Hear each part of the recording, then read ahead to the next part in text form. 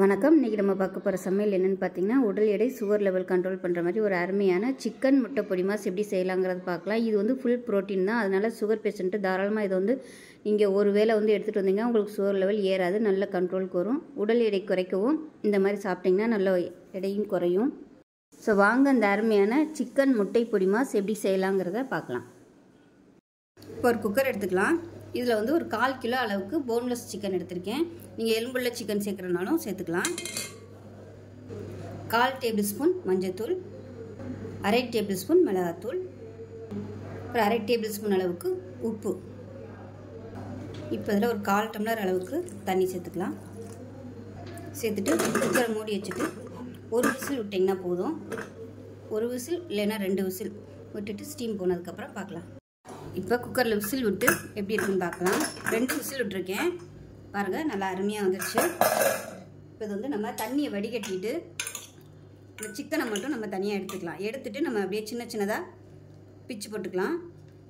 தண்ணி வந்து வேஸ்ட் பண்ண வேணாம், நம்ம சமைக்கையில் அந்த தண்ணி யூஸ் பண்ணிக்கலாம். இப்போ பாருங்கள், சிக்கன் தனியாகவும் இந்த தண்ணி வந்து தனியாகவும் எடுத்துட்டேன். இப்போ இந்த சிக்கன் வந்து ஆறணும், சூடாக இருக்குது.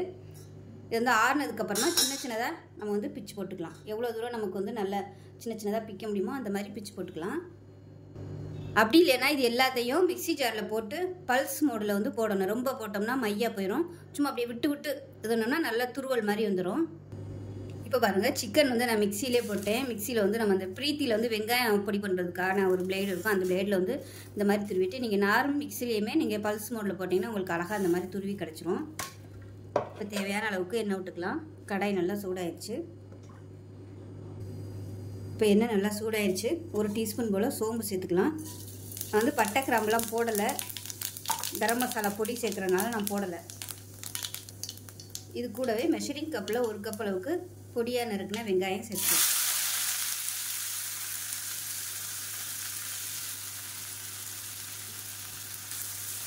இந்த அளவுக்கு நல்லா பொடியாக கட் பண்ணிக்கோங்க. அப்போ தான் நல்லா எல்லாமே மிக்ஸ் ஆகும். பெருசாக இருந்துச்சுன்னா வெங்காயம் தனித்தனியாக தெரியும்.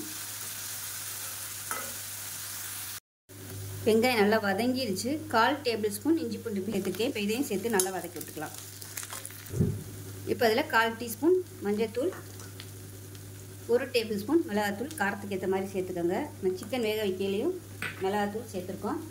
1/2 டேபிள் ஸ்பூன் கரம் மசாலா. இதில் விருப்பப்பட்டால் நீங்கள் சிக்கன் மசாலா கூட சேர்த்துக்கலாம், நல்லாயிருக்கும் ஃப்ளேவராக.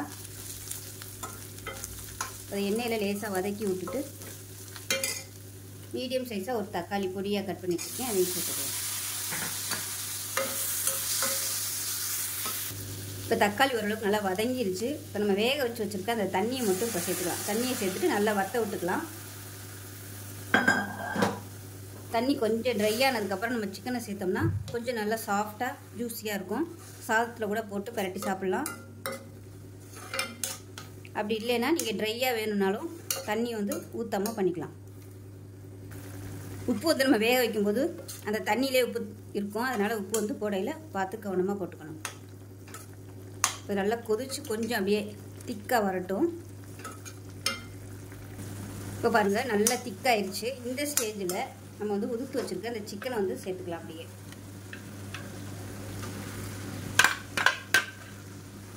சேர்த்துட்டு நல்லா ஒரு பரட்டி விட்டுக்கலாம்.